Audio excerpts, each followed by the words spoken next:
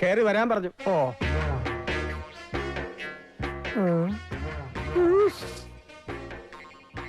Sir, I M അപ്പച്ചി.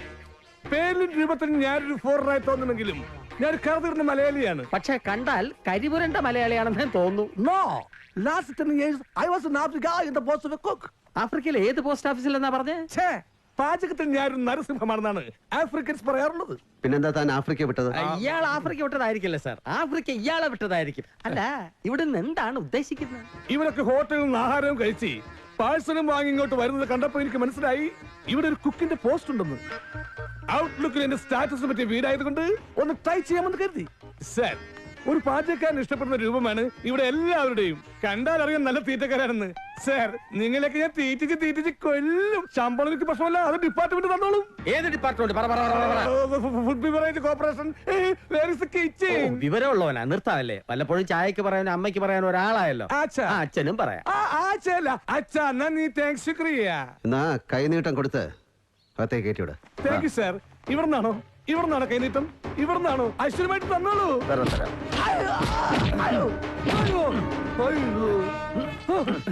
കുരിച്ചീർത്ത് കൈനീട്ടി ഇടിക്കുന്നതിനാണോ കൈനീട്ടം എന്ന് പറയുന്നത്? അല്ല, ഒരു പാചകക്കാരൻ വീട്ടുകാരനെ തിരിച്ചടിക്കുമോ എന്നറിയാനുള്ള ടെസ്റ്റിംഗ്. നടയടി. ഇവിടെ നടയടി ഉണ്ടെന്നൊരു ക്ലൂ തരാമായിരുന്നു. ഇതിപ്പോ നടയടി. ചായ മോശമായാൽ ഉടനടി. മനസ്സിലായല്ലോ? ചെല്ല്. ഇതൊരു നടക്ക് പോണ കേസല്ല.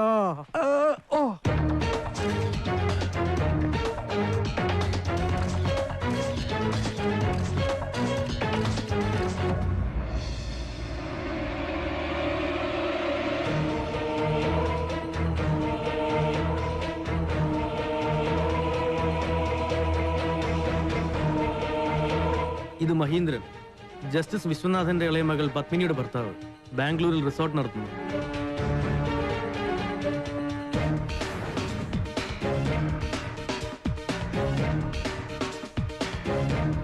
ഇതാണ് ഗണേശൻ, ജസ്റ്റിസിന്റെ മൂത്ത മകളുടെ മകനാണ്. മഹീന്ദ്രന്റെ ബിസിനസ്സിൽ ഗണേശന് പങ്കാളിയാണ്.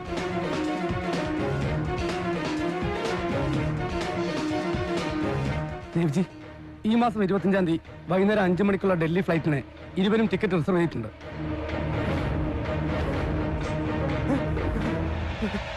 പറയടാ, അന്ന് നിന്റെ കൂടെ ആരൊക്കെ ഉണ്ടായിരുന്നു? ഗണേശനും മഹേന്ദ്രനും എന്റെ ബന്ധുക്കളാ.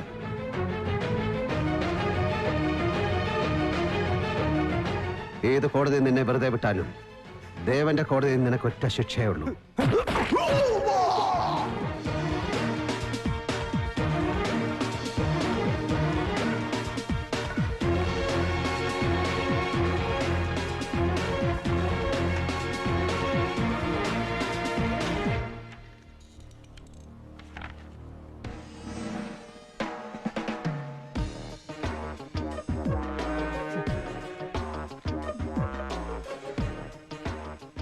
കുടിക്കാൻ എന്തെങ്കിലും? ഇവിടെ നിന്ന് ഇരിപ്പില്ല, അടുക്കളയിൽ എങ്ങനെ പോയി കുടിക്കാം. അയ്യോ, എനിക്കല്ല സാറിന്. വേണ്ട. സാറിന് ഞാൻ കടി തരട്ടെ? ഉണ്ടും പൊരിയേ. ഞങ്ങളുടെ നാട്ടിൽ വൈകുന്നേരത്തെ പലഹാരത്തിന് കടി എന്നാ പറയാറുള്ളത്. വേണ്ട, താൻ ആ ഹാളിൽ ഇരിക്കുന്ന വേസ്റ്റ് ബോക്സിംഗ് എടുത്ത്.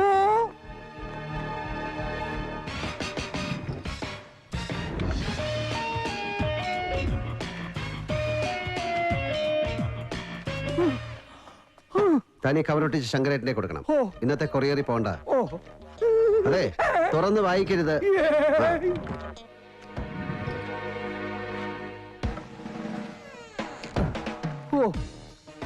മാധവമേനോൻ തിരുവമ്പാടി, ഈ കൊറിയർ എന്റെ കരിയർ മാറ്റിമറിക്കും.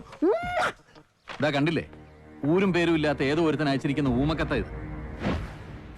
ഈ നിൽക്കുന്ന ഗണേശനും മഹീന്ദ്രനും രാജ്യം കണ്ട പരമാവധി ശിക്ഷയാണ് ഇതിൽ വിധിച്ചിരിക്കുന്നത്. വധശിക്ഷ.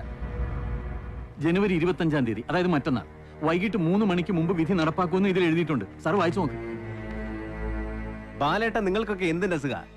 ആരോ അയച്ച ഊമക്കത്തിന്റെ പേരിൽ ഇക്കണ്ട പോലീസിനെ എല്ലാം വിളിച്ചു വരുത്താൻ. ഞങ്ങളുടെ കാര്യം ഞങ്ങൾ നോക്കിക്കോളാം, അതിൽ ആരും ഇടപെടണ്ട.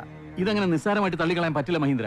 നിനക്ക് ഓർമ്മയില്ലേ, അരുൺ കൊല്ലപ്പെടുന്നതിന് മുമ്പും ഇതുപോലെ ഒന്നും ഇവിടെ വന്നിരുന്നു. അന്ന് ബാലേട്ടൻ പറഞ്ഞിട്ട് ഞാൻ അത്ര കാര്യമായിട്ട് എടുത്തില്ല. സർ, അരുൺ നഷ്ടപ്പെട്ടതിന്റെ വേദനയൊന്നും ഇവിടെ ആരും കരകയറിയിട്ടില്ല.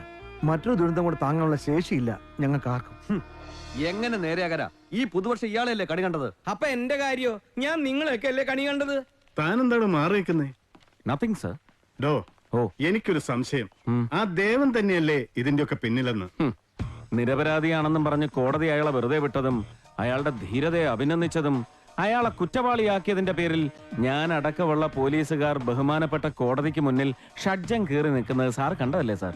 പിന്നെ എന്തിനാണ് സാർ വെറുതെ ആ പാവം ദേവനെ? ആന്റണി, എനിക്ക് മനസ്സിലാവും തന്റെ ഈ ആത്മരോഷം. അഡ്വക്കേറ്റ് രമേശ് നമ്പ്യാരുടെ പരാതിയെ തുടർന്ന് ദേവനെ കുറിച്ചുള്ള അന്വേഷണത്തിൽ നിന്ന് തന്നെ ഒഴിവാക്കിയതും നിന്റെ ഈ ചൂടൻ സ്വഭാവം കൊണ്ടാണ്. ഈ ചൂടനെ ഒഴിവാക്കിയിട്ട് പകരം പ്രഗത്ഭനായ ഇന്ദു ചൂടനെ സാർ കേസന്വേഷണം ഏൽപ്പിച്ചിരിക്കല്ലേ? വിളിച്ചു ചോദിക്കണം സാർ, വല്ല കച്ചിത്തുരുമ്പം കിട്ടിയോന്ന്. You are right. എടോ, അയാളിപ്പോ ആ ദേവന്റെ ഗസ്റ്റ് ഹൗസിലെ പാചകക്കാരനാണ്. ആ ബെസ്റ്റ്. അയക്ക പറ്റിയ പണി അതാ.